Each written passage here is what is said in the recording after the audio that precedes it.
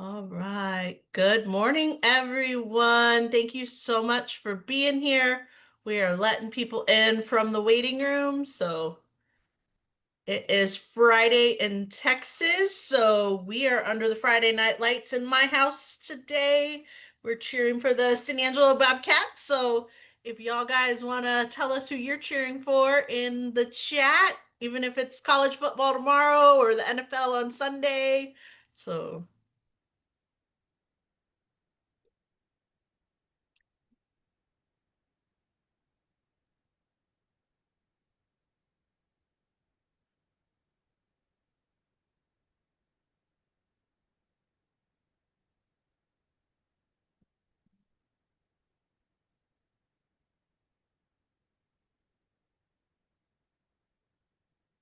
hopefully nobody's calling from Amarillo today because that's who we're playing tonight. So,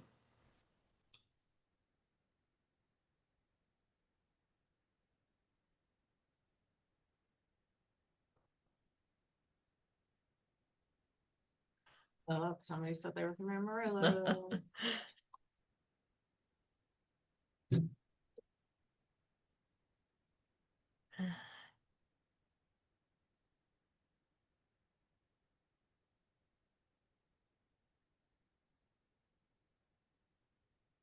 my son is in the band, so we're super excited to watch him march and perform tonight. So,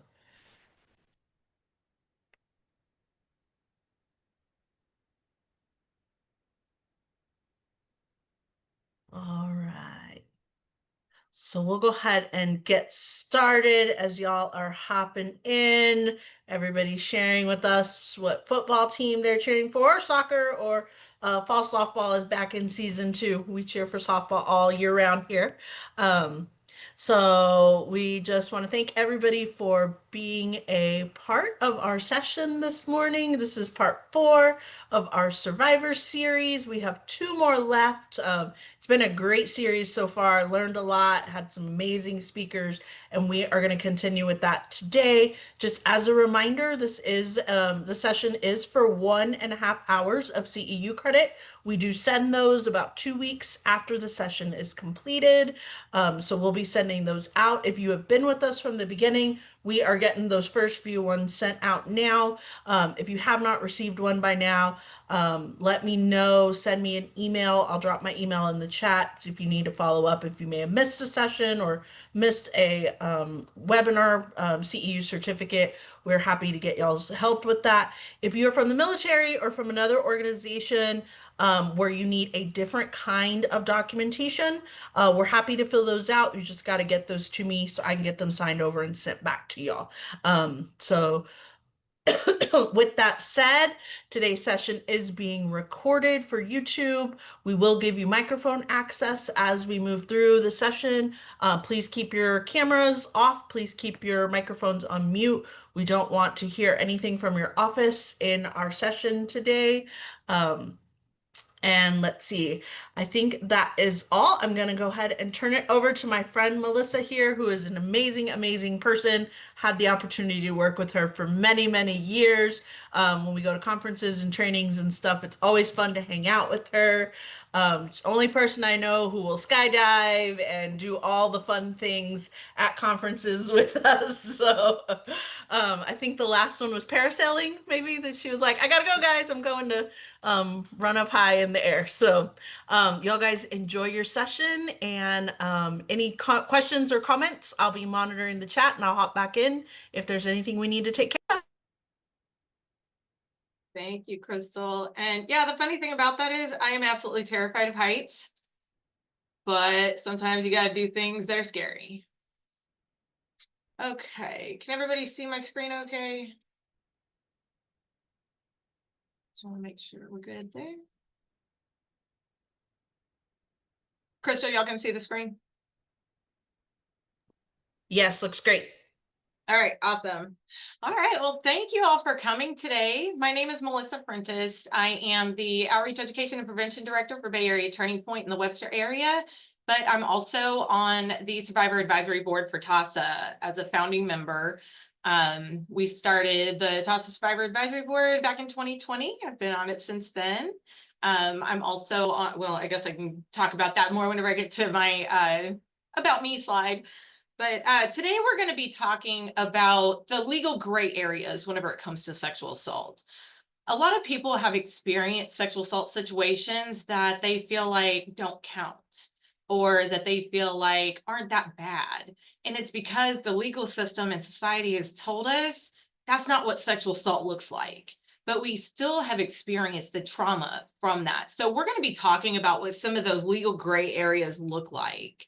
So this is called when your sexual assault doesn't count, when the legal gray areas leave you behind.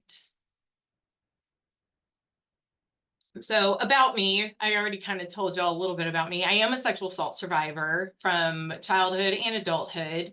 I've been with Bay Area Turning Point since 2010. I hit 15 years this year.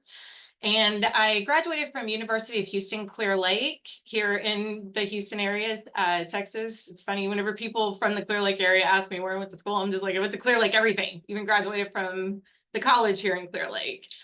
I graduated in 2009 with a bachelor's of science in legal studies. Some of the other things that I do, well, some of the things that I do with our organization is I'm over our outreach education and prevention program. Education on sexual assault, consent, domestic violence, healthy relationships. That's all something I never got whenever I was in high school. And I think a lot of us on this call probably didn't get this education. Maybe some of the younger folks may have started getting some of that, but those, I'm not trying to age myself too much, but those of us that are more my age, late 30s, 40s and above, we didn't get this education. And so I've pretty much made it a life goal to make sure that people are educated on consent, on healthy relationships, on healthy sexuality. And so that's really what I do in my role. Like I said, I've been a founding member of the TASA Survivor Advisory Board. I'm also on the Survivor Centered Working Group for the Office of the Governor Sexual Assault Survivor Task Force. I am the former chairperson of that group. And I also, for a while, for some time, about 3 years, served on the steering committee for the United Against Human Trafficking Coalition here in Houston. So that is just a little bit about me. So some of the things that we're going to be talking about today, we want to validate people's experience. Whenever they've been through sexual assault, whenever everybody else is invalidating your experience, we want to make sure that you know that you are validated. Recognizing that trauma responses are valid. We're going to be talking a lot about what the legal definitions are versus lived experience. And your lived experience is really what matters. We're also going to talk about self-validation tools. So whenever you don't get that legal resolution, you still need methods to be able to move forward. So we're going to be talking about techniques to kind of counter that self-doubt and that internal questioning loop that we might have and trust our body responses. And then lastly, we're going to navigate healing without legal resolution. So we are going to talk about some strategies for moving forward in our healing journey whenever the traditional justice system has not given us any kind of resolution. So we're going to start with a story that doesn't fit. So before we get started, I do want to say the stuff that we're going to be talking about today is going to be a little heavy. So if you do need to step out, if you need to take care of yourself, please feel free to do so. Some things that you hear in this webinar may be a little triggering. It may be difficult to hear. So please, please, please take care of yourselves as we're going through this. So I want everybody to just kind of close your eyes if you're comfortable with it. And I'm going to tell you a story about a 15-year-old girl. Several years ago, there was a 15-year-old girl. She was very inexperienced with dating, curious, but pretty inexperienced. She was starting to feel a little behind because a lot of her friends had a little bit more experience than she did. And so one night, a friend of hers says she wants to go visit her new boyfriend, and she wants to include her friend in meeting this guy. Both girls were 15, so they didn't have a car, so they had to call somebody else who was 16 who could drive them. Whenever they get to the location, the girl looks at where they're at and thinks it's a little sketch. I don't know if that's still the right term to use, but girl thinks it's a little sketch, but it goes anyway. She feels like her friends are not going to let her be harmed. So they go, and at the house waiting for them are 3 boys a little older. The girls were 15, 16. The boys were probably 18 or 19. Two of the boys seemed nice enough. The other one, kind of a jerk, but he was kind of cute. So she decides to go forward anyways. The three that are, the six of them are sitting there hanging out. All of a sudden, the girl that went to go see her boyfriend, her and her boyfriend disappear off into a room, leaving four of them out in the living room. And then the friend that drove ends up disappearing with one of the other boys, leaving the 15-year-old with this other guy that lives there, the cute one that's a jerk. She thinks that through some conversation, maybe she can soften him up a little bit, maybe even get him to like her. Because at this point, like I said, she's curious. She's curious about dating. He starts talking about some very inappropriate things, very inappropriate sexual things, which made her a little uncomfortable. So she excuses herself to go to the restroom. While she's in the restroom, he starts asking some very personal questions, sexual questions, asking if she had done certain things sexually. At this point, she hadn't done anything more than kiss a boy. So, of course, her answer to all the questions are no, no, no, no, no. And then he switches from, have you done this, to, do you want to do this? And she keeps telling him no, because while she's thought about it, she's not ready yet, especially not with a boy she just met. So she comes out of the restroom kind of frustrated because he won't leave it alone. And she comes out and looks, and he is holding a shotgun. He's not pointing it at her. He's just holding it. And in this 15-year-old's mind, she felt a little threatened because he gave her a very menacing smile and said, "Are you sure?" At that point, she started questioning her decision of the no and switched that no to a yes. So after that, he started showering her with compliments. His demeanor completely changed, even got her number, making her think that this was going to be a relationship that they were going to start. She walked out of there feeling a little grown up, not necessarily in the way that she wanted to, but she felt like she had kind of been inducted into womanhood at this point because she didn't really understand what had happened to her. And so as time goes on, she starts engaging in more risky behaviors. The boy had called her for a little bit and then kind of fell off. She met other people, and she thought that by engaging in sexual activity with them, that they would like her just like this other boy had. And so she found herself engaging in riskier and riskier behaviors that had resulted, some of them had resulted in sexual assault again, some of them had resulted in attempted sexual assault. And as time went on, she started thinking that her induction into womanhood wasn't really an induction into womanhood, because what she felt like should have made her feel proud and cool, part of the cool crowd, made her feel shame. And then she started developing a reputation, a shameful reputation. And this lasted years, even into adulthood. And so with this story, I think some of you may recognize this story, whether it's happened to you or happened to a survivor that you've worked with. I feel like a lot of us have heard this story before. I know whenever I've worked with survivors or I've had conversations with people, I hear this story all the time, and it takes me back to that night every single time, because what I just shared with you was my story. So this was a story that didn't fit.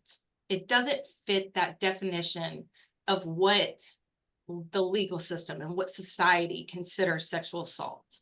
Up until that day, I had never even seen a gun before, except for the one that my dad kept whenever I was a child. And honestly, I just thought it was there for decoration because it never moved. It was there in just in a corner and never touched it. So that was terrifying for a 15-year-old to see a gun in somebody's hand, whether it was pointed at me or not. And so as we go through this webinar, I'm going to refer back to my story. That way we can kind of look at some of the legal definitions and where it fits into those gray areas. So what's the problem with the story that I just told you as far as the legal definition goes, or even societal definitions go? The problem is that we have some very black and white definitions of what sexual assault should be, especially with media portrayals. they portray sexual assault victims a certain way. You're supposed to fight back. You're supposed to say no very clearly. You're not supposed to go back on that no. You're supposed to fight. You're supposed to scream. You're supposed to be crying. But there is a gap between legal definitions and the media portrayal of how a sexual assault survivor should act versus the actual lived trauma of that. So what are some of the barriers that we're facing? Credibility concepts is a big one. Crystal actually introduced me to this book, Credible, by Deborah, and I cannot for the life of me say her last name. Crystal, if you could put that in the chat, that would be great, because I cannot say her last name right. But this book talks about when we doubt accusers and protect abusers. And so it talks about whenever people have come forward and how their credibility is questioned in the legal system.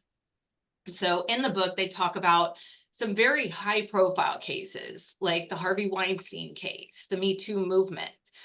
They talk about other very high profile cases and how the credibility of the victims was they basically had none.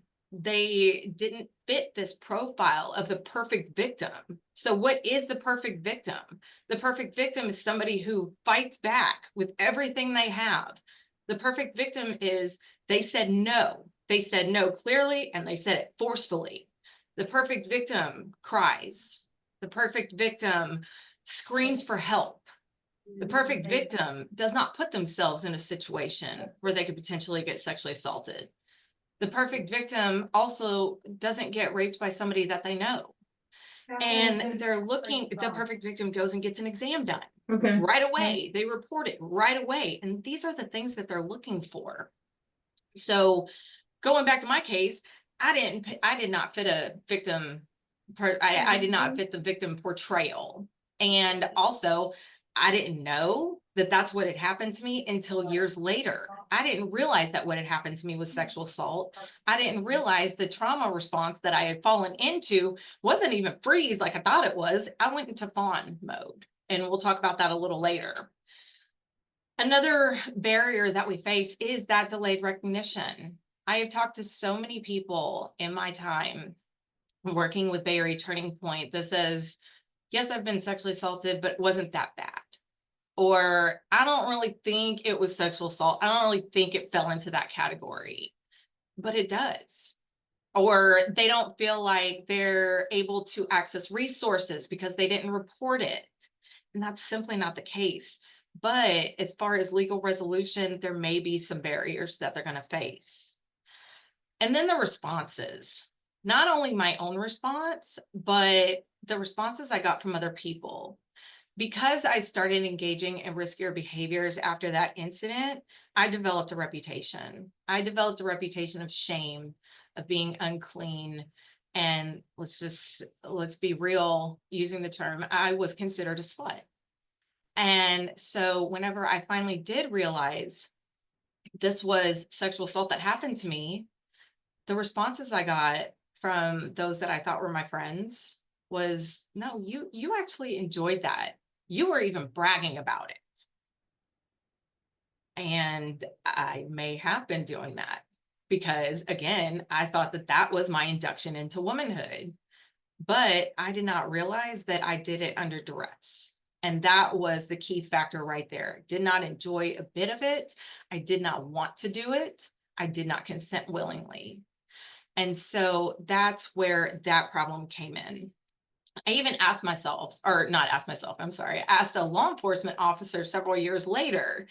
I asked him because I actually saw the offender out whenever I was out with friends. And I was too scared to go up and talk to him and be like, you did this to me. And it was terrifying and it was traumatic. I went and spoke with an officer that was at the place that we were at. And I asked him about reporting sexual assault that had happened a long time ago. And I told him what the circumstance was. And he was like, well, there's really nothing they can do at this point.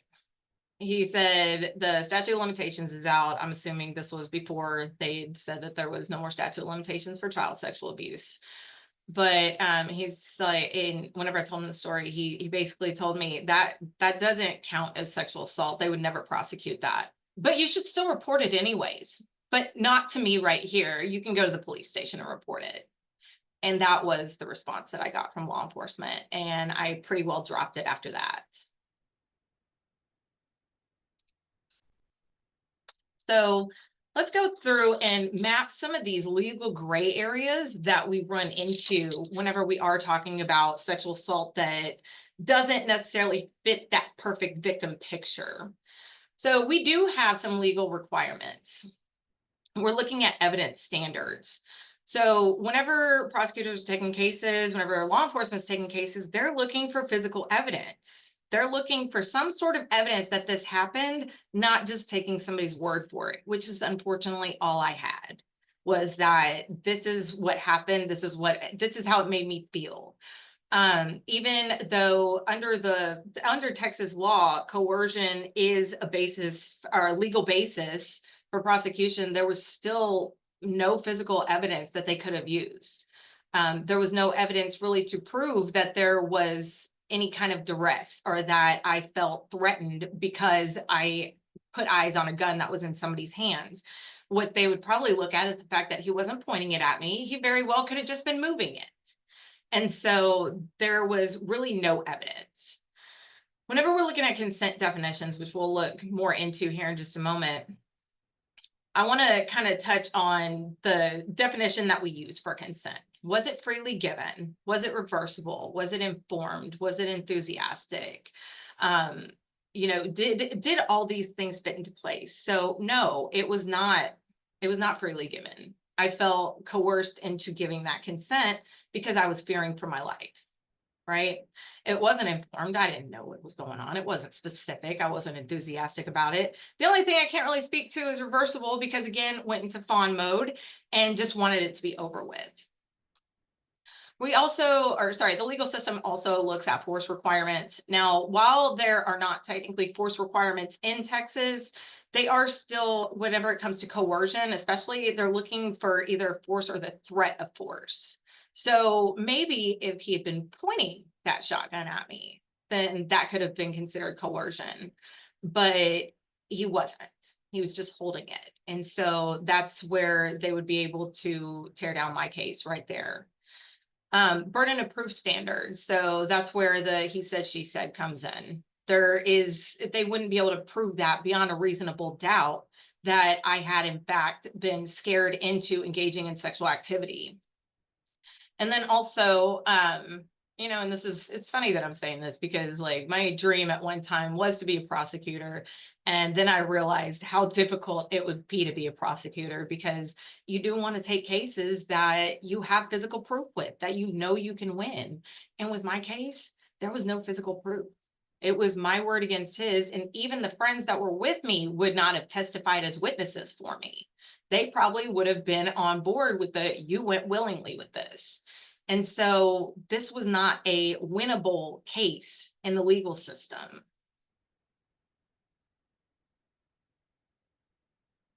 So talking about legal definitions of sexual assault in Texas, we know that sexual assault is defined in Chapter 22 of the Penal Code. I'm not going to go through and read the whole thing, but I think a lot of us know what it is, that a person intentionally or knowingly causes penetration, and this is causing penetration without consent. Now, the way that they are defining consent is that the actor compels the person to submit or participate by the use of force, violence, or coercion, or the actor compels the person to submit or participate by threatening to use force or violence against the person to cause harm. So again, even though in my mind, my situation would fit under this, in the legal sense, it probably would not, because again, he was not directly threatening me.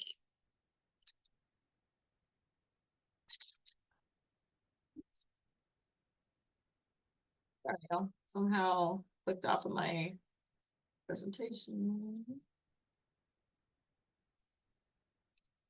Sorry guys, give me just a second. I don't know why it clicked off my thing there.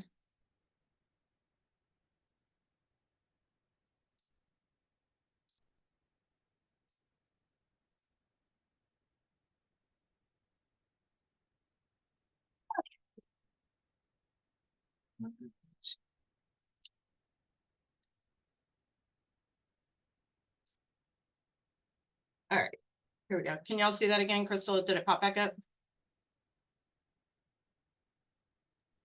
Not up yet.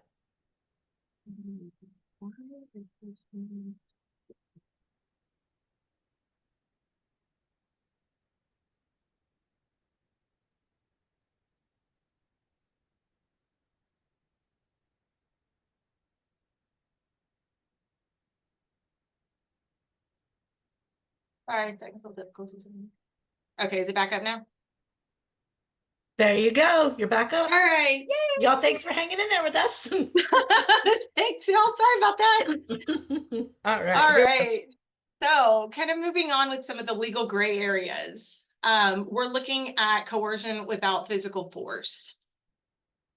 I didn't, okay, so I said no, but I also went back on that no, which again, no, I didn't go back on that no. I said no initially, yeah, went back, kind of backtracked on that because I was fearful. The assault, I'm sorry, as far as legal gray areas go, now we're just talking not necessarily about my case in general, but we're talking about sexual assault cases that might fall into some of these legal gray areas. So that coercion without physical force, not or saying no and not sticking with it, not saying no clearly enough, not fighting back, anything like that. Assault within marriages or relationships. Unfortunately, we see this all too often, even though in 93, they removed anything stating that sexual assault could occur in marriages. You know, they removed those protections for abusers and they put protections in place for survivors, because at one point, we know, those of you that are not familiar with this, at one point, there were states that were saying that if you were in a marriage, you could not be sexually assaulted by your spouse because you consented to sex at all times whenever you made your vows. They removed this from every state. So we know that sexual assault can happen in relationships and marriages, and actually a good percentage of sexual assaults happen in relationships and marriage. However, people still look at it as you're in a relationship with this person. You have most likely consented to sex with this person. But what they're not looking at is whenever we're talking about the definition of a consent, are you consenting every time? Because any kind of forceful sex that does not have consent is considered sexual assault. And so, but whenever we have people in a relationship, they're looking at this as, she just didn't feel like it one night, or she was mad at him, and so now she's claiming sexual assault. And I mean, we see that outside of relationships, people saying, oh, they are just regretting it, and that's why they're reporting it as a sexual assault. And that's not the case. I mean, whenever we're looking at percentages, the false reporting, somebody's more likely to say they weren't sexually assaulted than they were, and they're not as likely to lie about being sexually assaulted. We're looking at situations involving alcohol or substances where consent can be murky. And I know some legislation was just passed around this to try to tighten that loop up a little bit. If the person should have reasonably suspected that this person was under the influence, then consent can't be given. You cannot give consent if you're under the influence. Is it sexual assault or is it just sex? So what I have here in the slide is a mapping of a gray area, and they have different categories here. So they do have the affirmative consent, which is that freely given, enthusiastic, informed. That's the consent that we're looking for. We have just sex, which is ethical, non-coercive sex where consent is given. And then there's unjust, where we see the gray area come in. So this is not necessarily sex that was wanted, but their choice to be able to give that consent was essentially removed. They felt that they were forced or coerced into giving that consent. We also see power dynamics that make consent questionable. So if it's somebody's supervisor, is it somebody's therapist? Is it a law enforcement officer? Is it a teacher? Unfortunately, we do see that happen quite often. What are some of the other ones? People that work in residential facilities where somebody's staying, in substance abuse facilities, in even in shelters. Is there a power dynamic there that's making it almost impossible to not to say no to the sexual assault or to the sexual activity? Digital online assault and harassment, we have been seeing a huge rise in this. And where it can get difficult with this is you don't truly always know where it's coming from.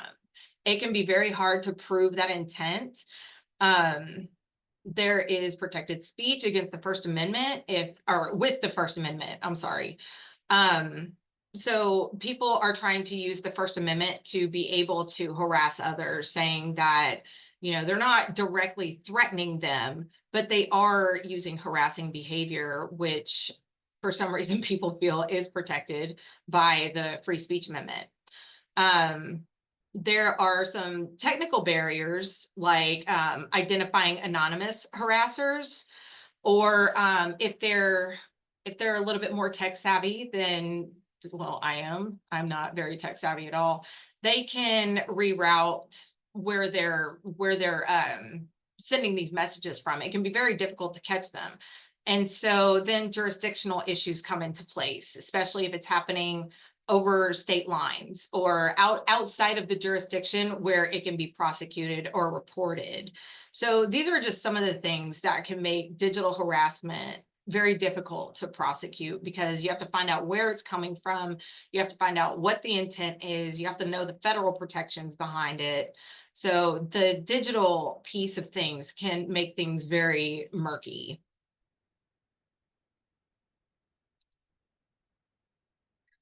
Then we move to the credibility gap. So the credibility gap is really what the book talks about that I was mentioning earlier, Credible. Um, they really will try to discredit somebody. So in my case, had I decided to report and had it been picked up and had it gone to court, they would be looking at several other things to try to discredit me. And one of those would probably be my reputation at that point. They even though they're not supposed to, they will look at past sexual history. They will look at things like race. They will look at things like social class. They'll look at your past history. They'll also look at the reputation of the abuser that you're accusing. Is this person somebody that is well respected in the community? Because if they're well respected, then how can we truly believe that they would actually do something like this?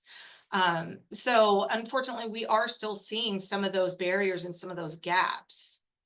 The law also treats credibility as binary when trauma responses are complex.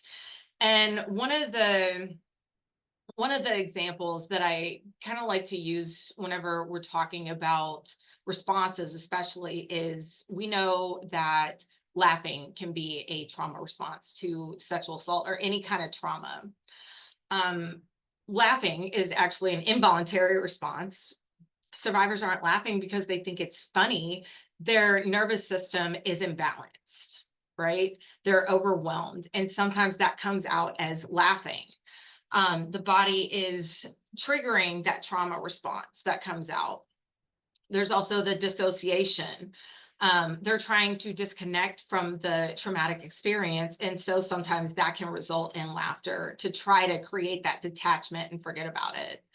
Again, emotional overwhelm. Sometimes the emotions become way too intense and it comes out as laughter. Survival.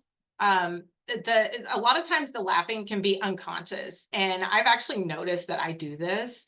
I'll be in conversation with somebody and I'm not even trying to crack a joke or say anything funny, but sometimes it's a little will come out as I'm talking. And that's more of a nervous system response of mine. Sometimes laughter can emerge as a state of shock or belief or disbelief. There's multiple reasons why laughter can come out, but imagine you're testifying against an abuser, an offender that has sexually assaulted you, and then all of a sudden this is the trauma response that comes out. Well, they're already trying to discredit your testimony on the defense side. And so that's just another weapon that they're going to try to use, is the fact that you're laughing. You're not fitting that perfect victim that they're looking for. You're not crying. You're not hysterical. But let's also kind of look at that. If you are hysterical, then what are they going to think?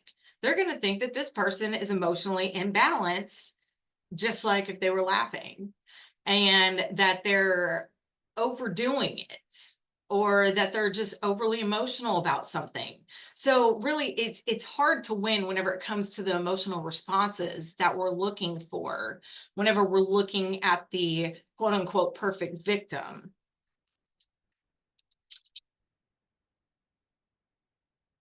So then we have social gray areas, which is something that can be just as re-traumatizing as some of those legal barriers and gray areas that we see.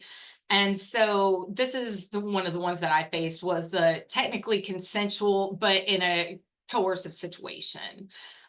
That's where, instead of going into the freeze response, went into the fawn response, which is more the people pleasing. I'm just trying to get through this. I just want it to be over, and then I will be safe. That was my survival mechanism, was to participate for my own safety. So on the outside, it looked like consent. But on the inside, I know that that is not what I wanted to happen. That was not on my terms. It did not happen on my terms. But again, on the outside, that's what people see. And that's what comes into their mind, because they're not looking at the complexities of what's going on with the trauma. Experiences that started consensual and became non-consensual. We see this happen quite often. And going back to our definition of consent, consent should be reversible, right? But again, if somebody consents and then all of a sudden they say, I'm not comfortable with this, I want this to stop. How do we go? How do you physically go and improve? How do you provide physical evidence that you did not consent or you withdrew consent?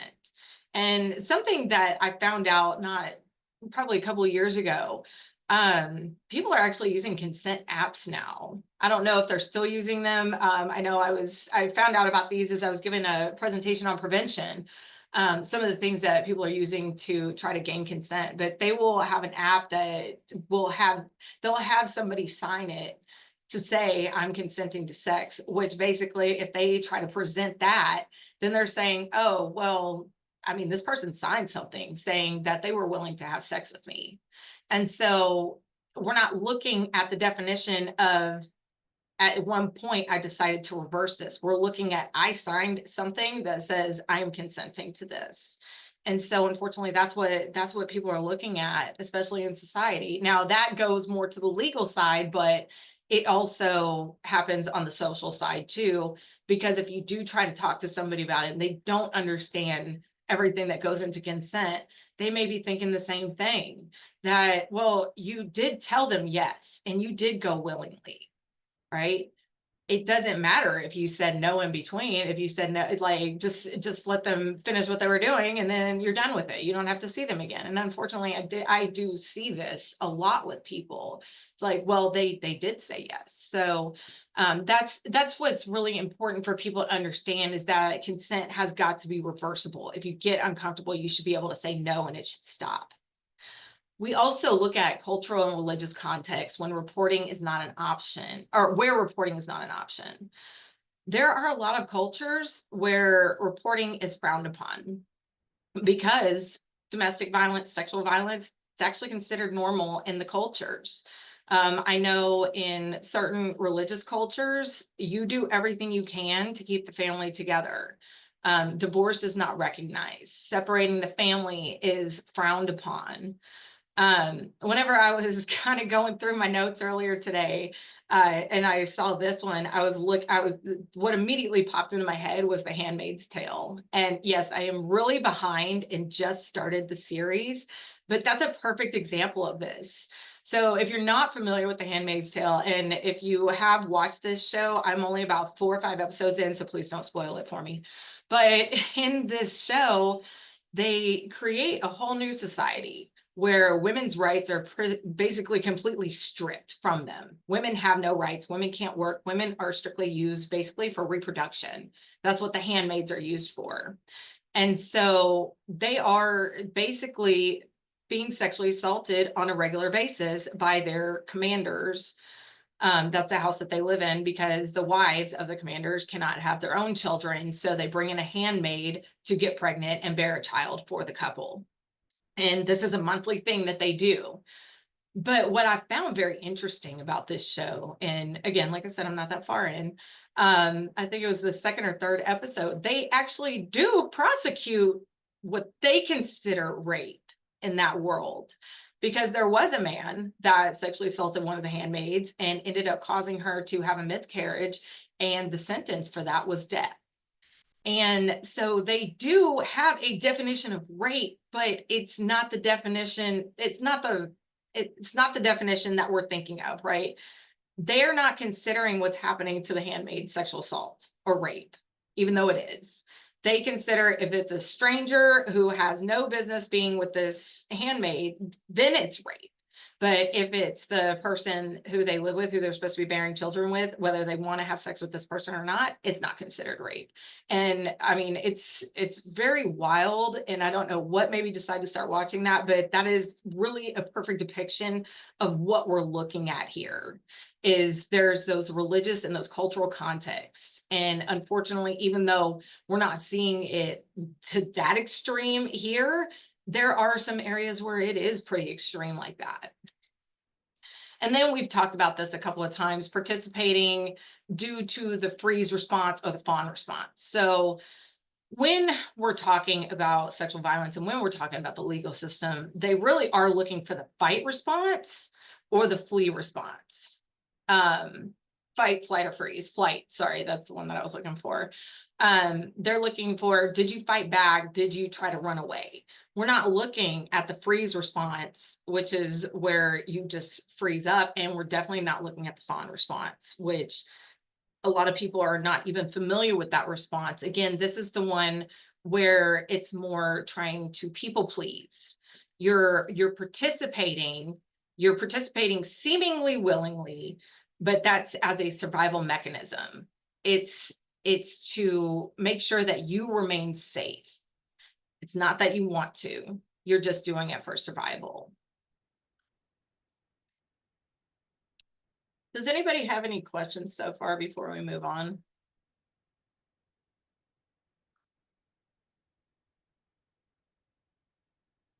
Okay. I don't have any questions. I'm going to go ahead and move on, and let's start talking about some unique challenges that we're going to face. So we have our external challenges that we are going to face. There's lack of validation or minimization from others who don't understand the complexity. I've described from my situation some of the responses that I've gotten from others, and for a long time, I felt completely invalidated in my lived experience. I felt like I wasn't allowed to feel traumatized from what had happened. I feel like I was made to feel like I didn't deserve to feel like I went through trauma. I didn't feel like I deserved to have access to resources, because people made me feel like I put myself in that situation, that this was my fault. And I honestly, I believed it for quite some time. But people that don't understand the complexities of sexual assault and consent, they look at things on a very surface level. They don't look deeper. Another external challenges is there's no legal recourse. This can lead to feelings of powerlessness. The lack of validation can also lead to feelings of powerlessness. Whenever we try to, it already takes a lot of courage to report a sexual assault, to come forward, to report it to law enforcement, to go get that exam done, to go through the legal system. That takes so much courage and bravery.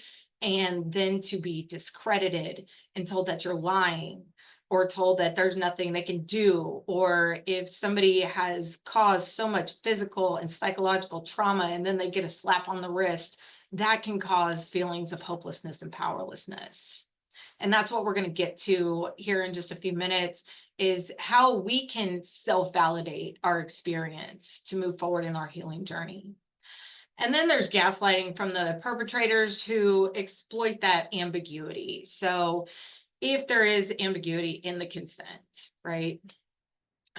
Things could be misinterpreted or interpreted in more than one way, then they're going to try to exploit that. They're going to try to gaslight you into that. So had I confronted the guy that did this to me, what the way that conversation very well could have gone is, well, you said yes.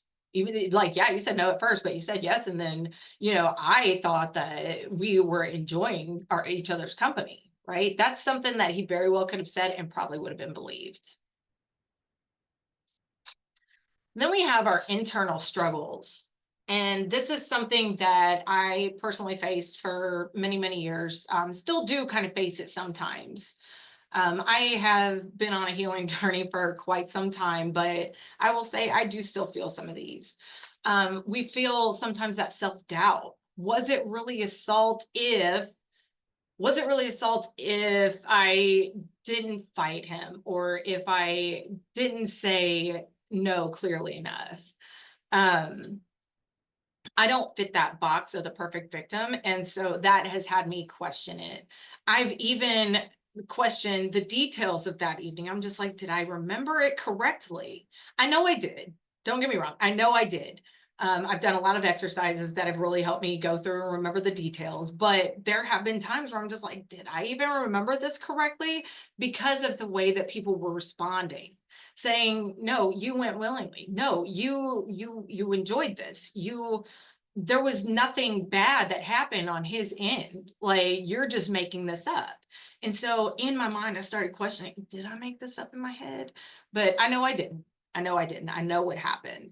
But I think we do get to that point sometimes. The mental loop of questioning that's what that is. The mental loop of questioning our own experiences, just constantly going back based on those responses of, did I remember this correctly? Shame about not saying no, or not fighting back, or not saying no correctly, or stepping or going back on it. I know one of the things I talk about all the time whenever we're talking about boundaries and consent is, if you say no, stick with it. I feel like a hypocrite sometimes telling people that, because I didn't do that. I was also 15 years old and we did not have this education back then. But I sometimes feel like a hypocrite telling people, say no and stick with it, because I did not do that. We also can't blame ourselves, because nobody deserves sexual assault. We all know that. But this is where some of those tools come in handy to really validate your experience and realize you were not wrong. You are a strong person. It's not that you weren't strong enough. It's not that you didn't say no correctly. It's that they did not accept your decision. Also, people minimizing their own trauma due to media portrayals or feeling like the perfect victim. And this is what I run into quite often. I talk to people all the time, and I don't share my story. I just say I'm a sexual assault survivor. And the response I get is, oh, you're so brave. You have so much courage for sharing and being a leader in this movement. It happened to me too, but mine wasn't really that big a deal. Mine didn't really count. And I'm just like, well, if you look at the legal definition of it, mine didn't count either. Right. But it doesn't mean that my trauma does not exist, that I don't have that lived experience, and that I don't deserve the same support that everybody else that has been sexually assaulted does. Anybody that has been through sexual assault deserves support, and they deserve the resources, no matter how bad they think it was or wasn't. And that's the problem with how we've defined trauma and the complexities of trauma. Trauma happens on a spectrum. There's really no comparison. Trauma is trauma, and your lived experience is your experience. So how do we start to trust our experience? We really do have to validate our own experiences. Your nervous system's response is valid regardless of what the legal definitions of sexual assault says. Trauma comes in all sizes, right? it does happen on a spectrum, but there's nothing saying that it wasn't traumatic enough to to not be considered trauma. There is no minimum threshold. And then people really do have to understand the fight, flight, or freeze or fawn responses, but really those freeze and fawn responses, because I think whenever people are experiencing the freeze or the fawn, that's where those legal gray areas and those social gray areas come into play. Because we didn't fight back, we didn't try to run, we didn't try to do anything, because that's not how our brain reacted at that time to the trauma. So we've talked a lot about the trauma of sexual assault and how it's how some people, a lot of people have been failed by the legal system whenever it does come to sexual assault. And I will say that there is a lot in place right now, as far as creating new laws or adding to laws to try to help survivors of sexual assault that are fitting into some of these grayer areas, to try to close some of those gray areas.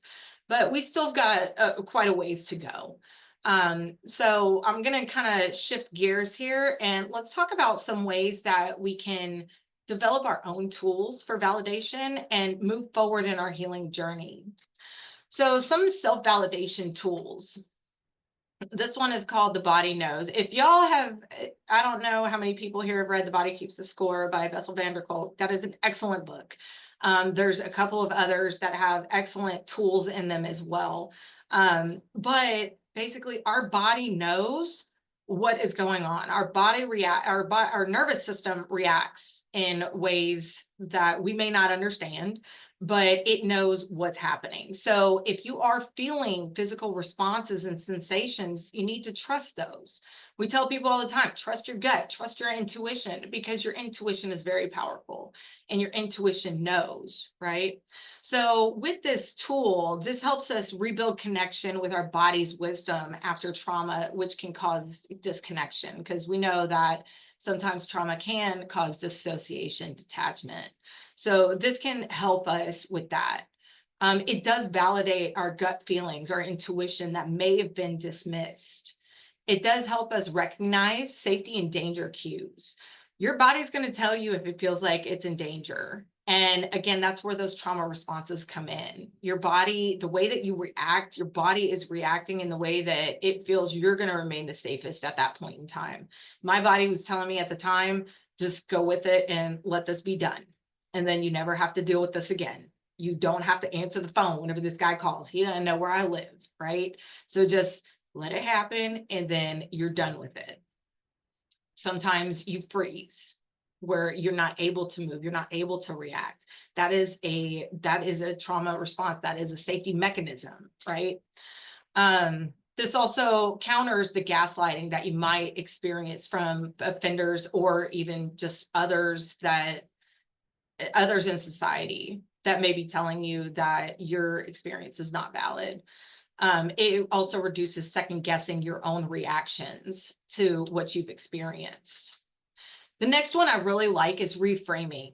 Instead of saying, like I was saying earlier, how I kind of go back and I look at, was this really assault? Like, was this really sexual assault, or what was this? I don't know if this falls under sexual assault, right? Instead of saying, was I assaulted, try to reframe that and say, was I harmed? Did this incident cause me harm? Because if it did, then that validates your experience. That is your lived experience, right? It shifts the focus from the legal definitions to your actual experience. It removes the pressure to prove that it counted as an assault. Whenever people sit there and say your assault didn't count, well, yes, it did, because I did experience harm from this, right? It validates harm even whenever the circumstances around it are complex and ambiguous. It does reduce the self-blame about not fighting back, because again, we're looking at how did we respond in order to keep ourselves safe. And it also acknowledges the impact regardless of what the perpetrator's intent was. Now, with my situation, can I honestly sit there and say that he meant to cause me harm? I can't sit there and say that I don't know what was going on in his head. But did it cause me harm? Yes, it did. Absolutely. The witnessing exercise. This one, whenever I was doing my research, I found this one very interesting. This is a good exercise to practice self-compassion. And I will say that my therapist and I talk about this a lot, and I have a really hard time with it, but I am working on it. But this is becoming your own passionate observer. This is where you're able to observe yourself without judgment. You're creating this emotional distance from this painful experience that you experience. Now, do the painful experiences go away? No, but we can learn to use those experiences and grow from them. Post-traumatic growth. We can definitely grow from traumatic experiences. We can even gain a certain sense of power back from these traumatic experiences. This does build skills to notice those patterns. So, what we talk about a lot of times is the effects of sexual assault. Some of those effects, if you know how to use them right, will alert you whenever you're in danger, right? The hypervigilance is one. Like, I know I'm super hypervigilant, but I'll just give you an example. There's some trails that I like to go running on by my house, and I always scan my area. Now, I know they say, like, if you're a female and you're out by yourself running and don't put earbuds in, don't have your music up loud. I'm going to have my earbuds in. I'm going to have my music up loud. But what I'm also going to do is scan my surroundings at all times. I may even keep one of the earbuds out, but I like listening to my music, and I don't want to feel like I have to be on guard at all times. I want to feel like I am safe, but my body will tell me if I feel something uncomfortable. If there is somebody walking behind me that's looking a little sketchy, I'm going to turn around and kind of glance back at them. And then I may turn back around. I may start walking. I may start running a little faster. I use an app where it's like walking/running. So sometimes I'm in the walking phase. I may just act like my thing just dinged and it told me to run, just to put some distance between me and that person. But I'm also not going to let them see me afraid, right? Um, this also strengthens your ability to be able to validate your own experiences and process your trauma whenever you become overwhelmed by it. Because we can get overwhelmed by experiences, especially whenever you have multiple things happening on top of another. I was telling Crystal before we jumped on, like, I was in full-on panic mode because there's a lot going on right now, and it's a lot of very emotional things going on right now. And so, but I'm able to sit there and feel the feelings that are coming with those thoughts. And I'm able to let them kind of be their own thing and able to move forward and not let myself drown in that sea of emotions, if that makes sense. And then the last one, if you notice, these have names that kind of go to the point of the legal aspect of things. This last one is evidence collection. So this is documenting for yourself. This is not documenting for other people. This isn't documenting for your advocate. It's not documenting for law enforcement. It's not documenting for court. It's documenting for yourself what happened. This helps you validate your experience, and it does empower you to define your own narrative. It helps you create a record that validates your experience over time. And it really does help track the healing process and patterns that you start to see, that you start to develop. It will also help remove pressure to prove anything to other people. You are not responsible for proving that you experience trauma to other people, of course, unless you are going through the legal system.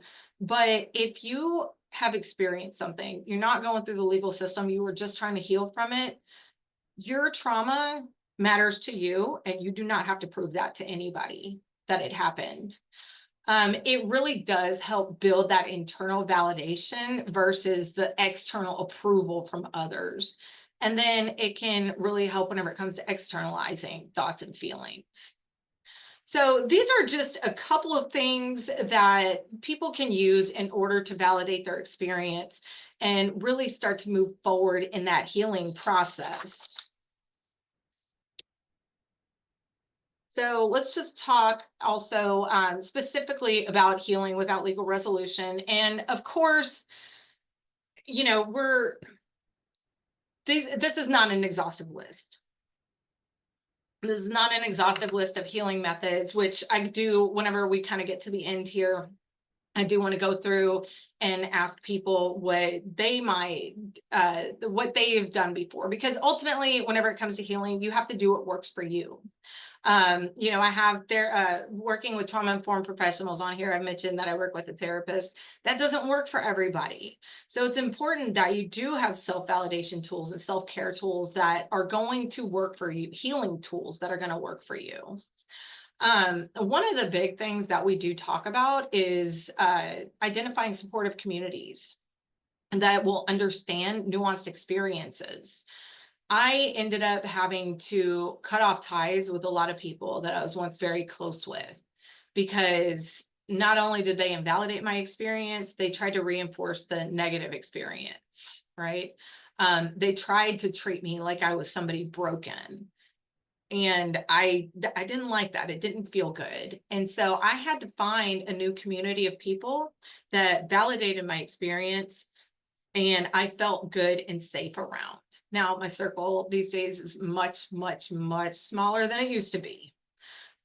But I don't need that external validation anymore. I just need people that will be supportive of me whenever I do fall into some of these overwhelming periods of time.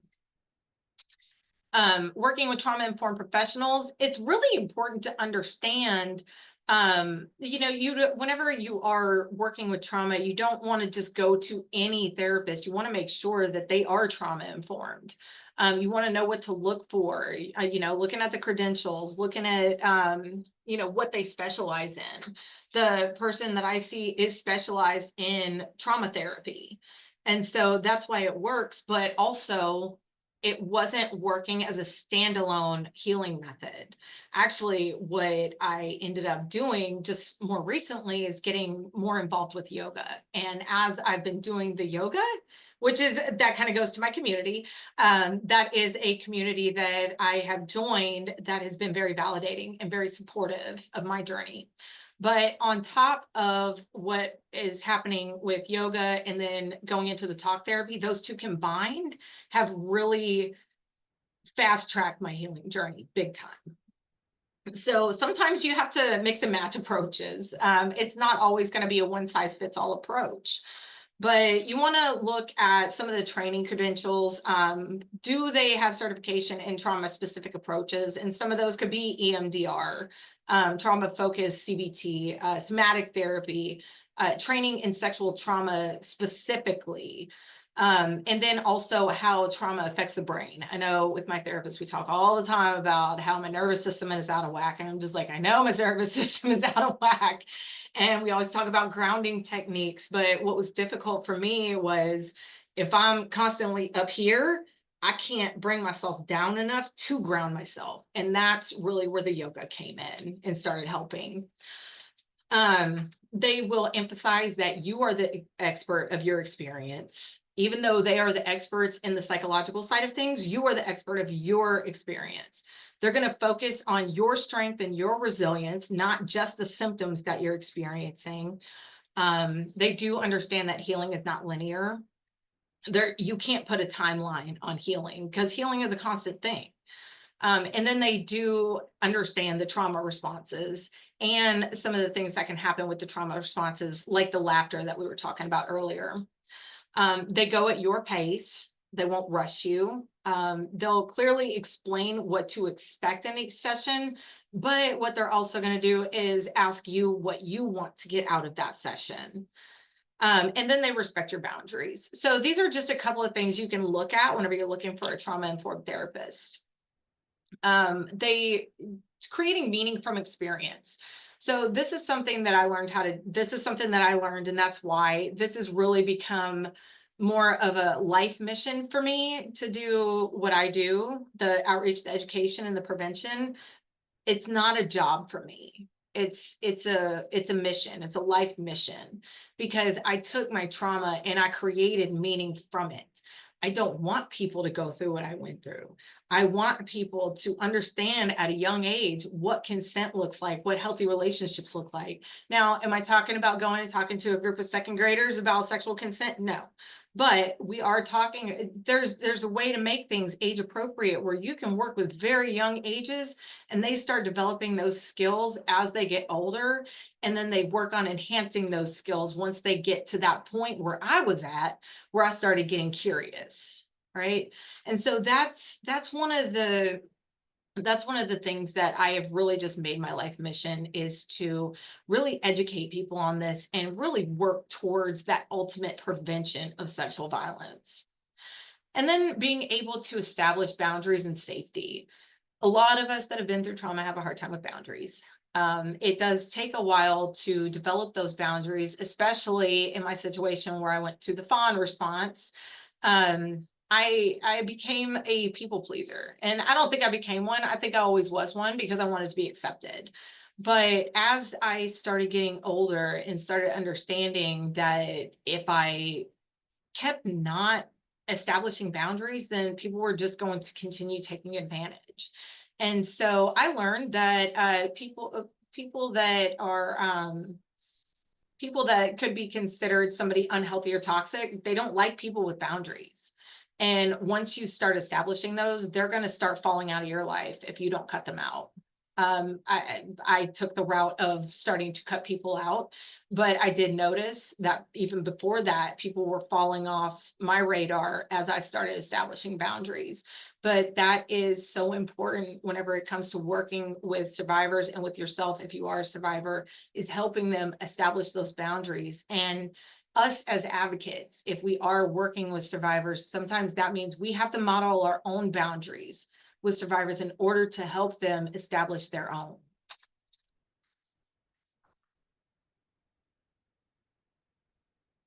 So I do want to talk a little bit with y'all. I went over a couple of things that can be some healing resolution, but I know we have a variety of people here on the call with different backgrounds. I'd like to hear from y'all what you have seen before that could work as a self-validating tool or a healing method. So y'all can put that in the chat or you can come off of mute, but I'd like to hear from y'all.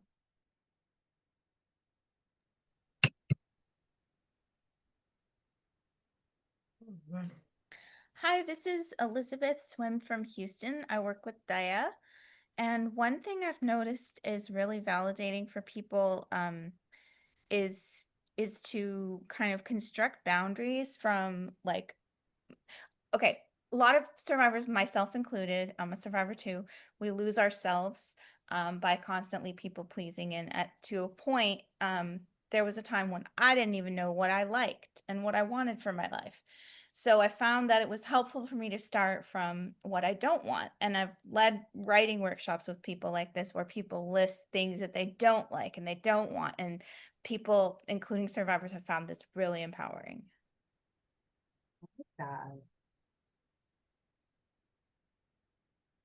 Yeah, and like writing is something that I I think I've kind of given up on that. But like I was bound and determined I'm gonna write a book one day, and I still might. But then I'm just like, I hate putting my thoughts onto paper because then I'm just like, I keep wanting to make it this empowering and validating experience. And I'm like, every time I put something on paper, it turns into something very dark that I don't like, and then I don't feel good. But at the same time, it's like those feelings and those thoughts that are building up are coming out. And I think by having them come out, it has lifted some of that burden, some of that weight off of me. So I really like that. Anybody else? What are some things that y'all do? And you don't have to be a survivor in order to participate in this. Because everybody that works with people that have experienced sexual assault, you experience vicarious trauma too. And so sometimes you need to develop healing methods for yourself, especially if you are working with a survivor that didn't get legal recourse, because sometimes we start to take that on ourselves. So what are some other things that y'all could think of?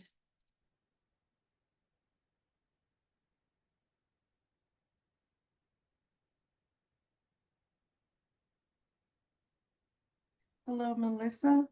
Mhm. My name is Lisa, and I know that whenever I did work, sometime I spent about 3 years working as a rape survivors advocate, but my whole career has been in, human services. So sexual assault comes up no matter where I'm working.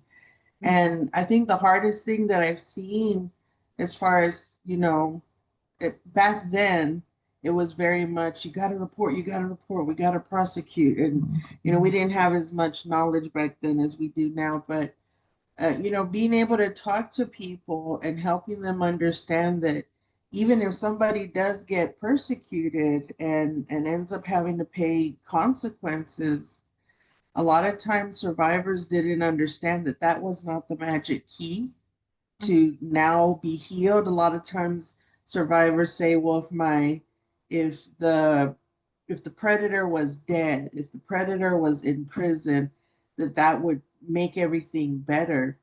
And I know that, again, we've come a long way since I was an advocate, but helping them understand that they have their own healing within them and it's not just external stuff like having the perpetrator face consequences.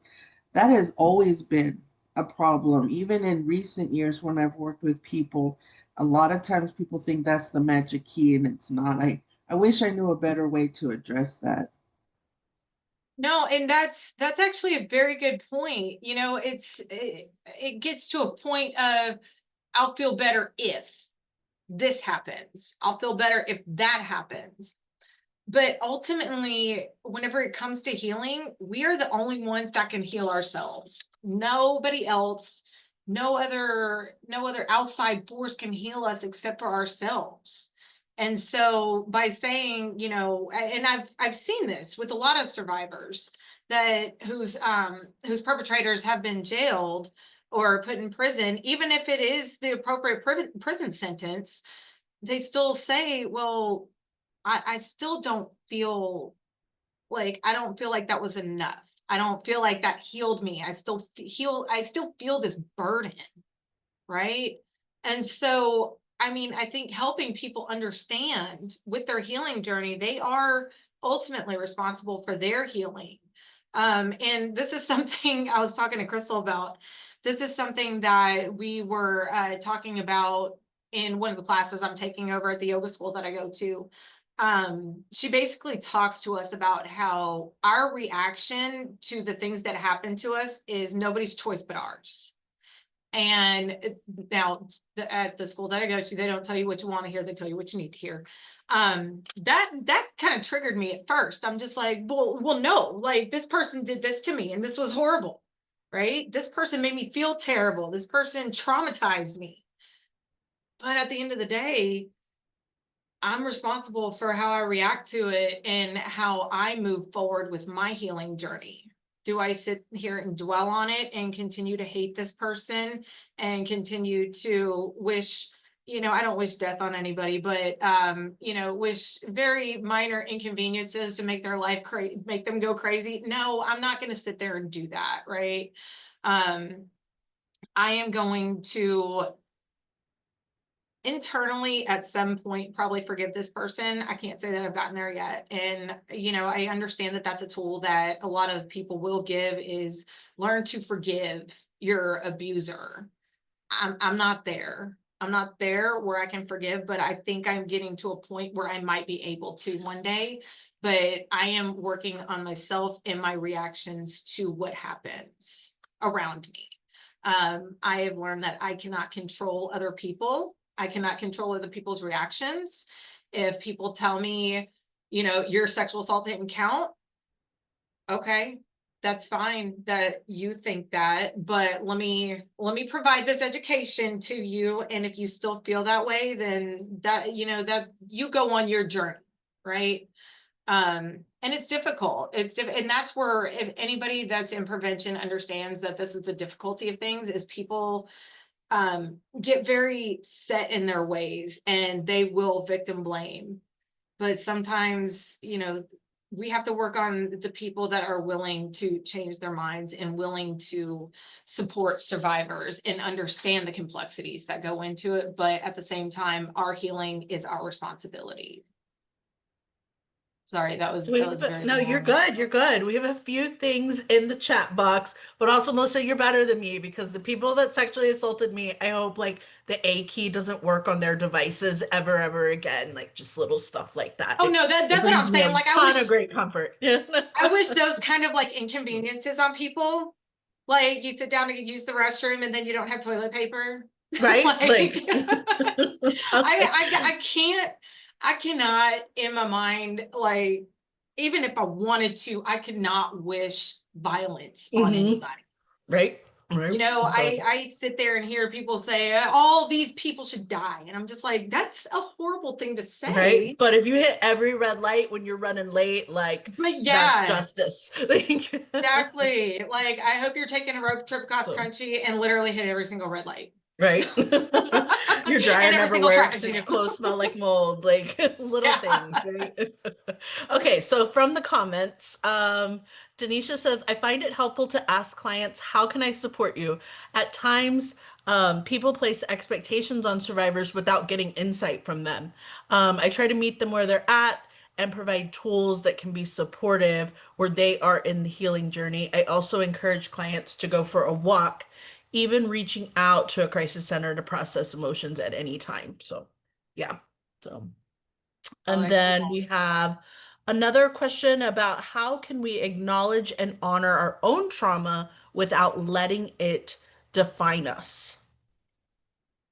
That is an excellent question. And I feel like in my mind I have an answer, but I don't feel like it's going to come out the way that I want it to.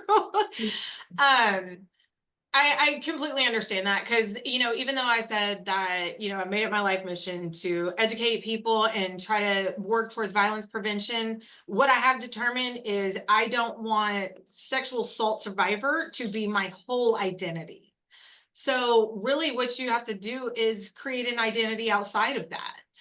You have to create an identity outside of the traumatic experience. Now that is always going to be part of your identity, but it doesn't have to be your whole identity, right? Now I consider myself a yogi, even though I'm not like, I've only been doing it hardcore for like a couple of months. I consider myself a yogi, right? That's my identity outside of my trauma, right?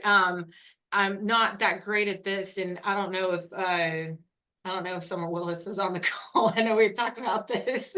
She's a runner, and we've talked about this. I'm just like, I want to be a runner. I want that to be part of my identity.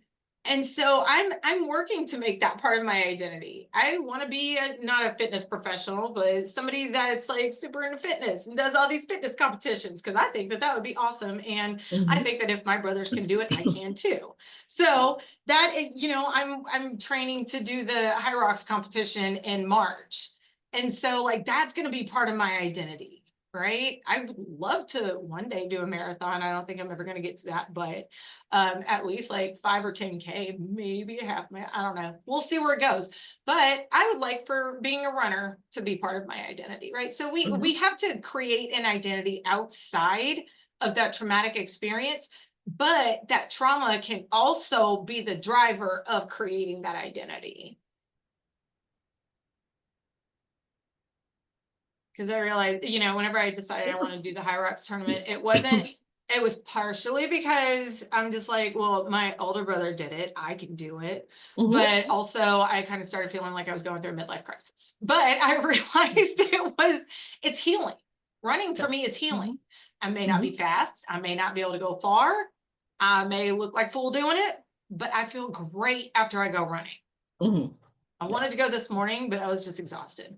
So I'm probably going to go this evening.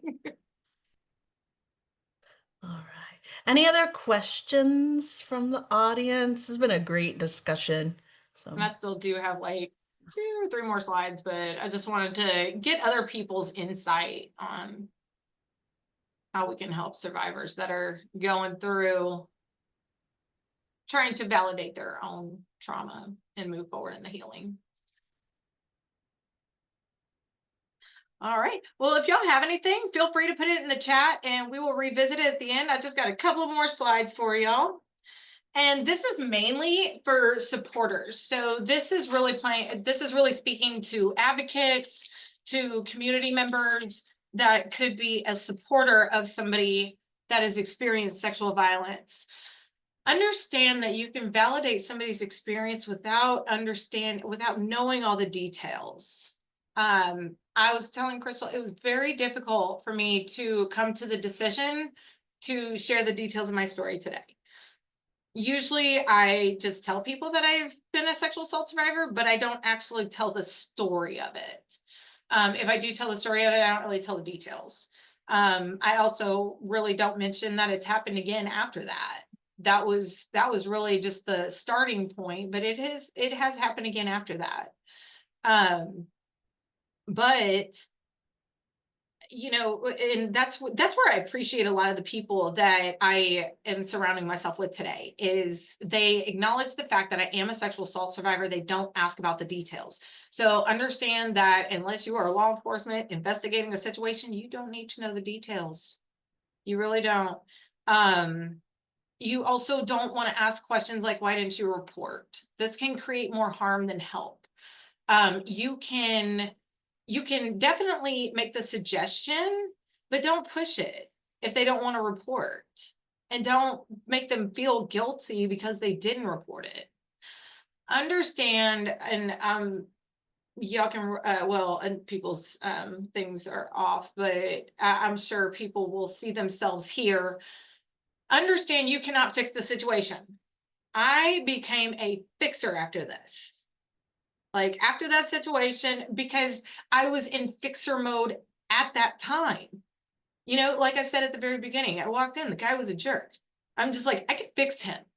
I can make him not be such a jerk, right? And then I noticed as I got older, I continued to get into relationships with people where I'm just like, I can fix you. We can't fix anybody. You can't fix the situation. Especially whenever it comes to sexual assault, you can't go back in time and make it not happen. What you can do is be supportive moving forward. And part of that is understanding language that helps versus language that harms. And so I do just want to go through a couple of examples of this to close us out. This is especially for advocates or those that have somebody in their life who have been a survivor, or if you are a survivor and you are tired of the questions that people are asking you, this is how we can be reframing some of this language. So a helpful comment around consent could be, you didn't consent to what happened, versus you should have been clearer or not send mixed signals. All right. Or did you send mixed signals? That is the argument I get into with people all the time. Right. It doesn't matter if it was mixed signals. Did this person clearly consent? And was it legal consent? Language around trauma responses. Helpful, freezing, laughing, or dissociating is a normal trauma response. Y'all, especially like going back to the laughing is very normal. People don't perceive it as normal, but that is a normal trauma response. Harmful is if you didn't really want it, you would have done A, B, or C. And unfortunately, that's also what people in my situation and others get a lot, even in the sexual assault situations that are considered the ones that count. People will still ask, well, if you didn't want this to happen, then you wouldn't have done A, B, or C, or you would have done A, B, or C. Language around healing. Helpful is healing takes, sorry, I didn't change the slide, I changed the notes. Healing takes whatever time it takes. Remember, there's no minimum threshold on trauma, which means there's also no minimum on healing, right? Like I said, mine happened 25 years ago, first one. I'm still healing to this day, right? Harmful would be, you should be over this by now. And I know we've probably heard people say that. I know I had been told that before. It's not there, you can't put a timeline on it. And then language around reporting. Whatever you decide about reporting, I support you. the harmful would be you have to report this, or, oh, the worst one. Sorry, not the worst one, but like in my mind, this is the most like guilt-driven one. If you don't report, they'll hurt someone else. So yeah, I understand the sentiment behind that one, but y'all don't put guilt on a survivor like that. Please do not put guilt on a survivor like that, because again, it takes courage to come forward, period. A lot of people don't want to report because it can be very traumatizing to report. And by putting that extra guilt on somebody, that can make the healing process that much harder. All right, everybody, that is the end. I have put my information up here, my contact information. You can feel free to reach out to me at any time you'd like. I do have a little QR code here that's for our records. I'd appreciate some feedback. And I think, Crystal, I think you said y'all have a QR code as well, or an evaluation code. So I believe we have like 3 minutes for questions.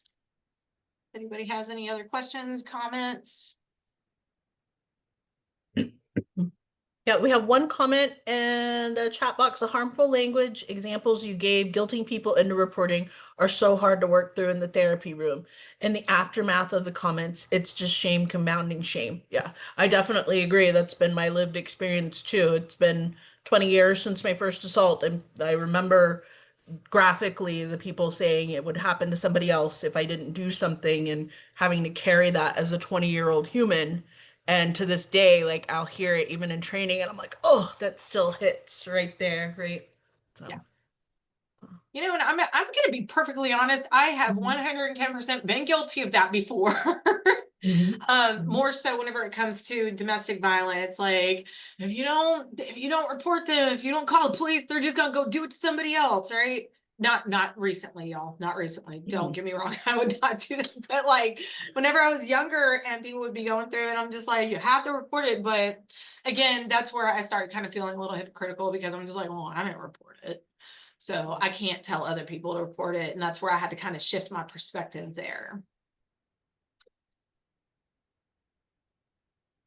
Again, lots of thank you for sharing your stories in the chat. So, all right. Thank you, everybody. All right, y'all. Well, this was wonderful. And like Melissa said, we are doing 2 exit surveys. They need one for their reporting, and then Tassa needs one for our reporting. Y'all know how those grants work, y'all. So if you don't mind just helping us out by taking both, we truly, genuinely appreciate that from y'all. And we have 2 more sessions left in our Survivor series. So please join us for those. The next one is Samantha McCoy will be coming back to talk about the interactions between sexual violence, climate change, disaster preparedness. I studied that topic in graduate school for my master's program. Oh my gosh, we absolutely need to have some discussions on that. So I'm super excited to be featuring that as a topic.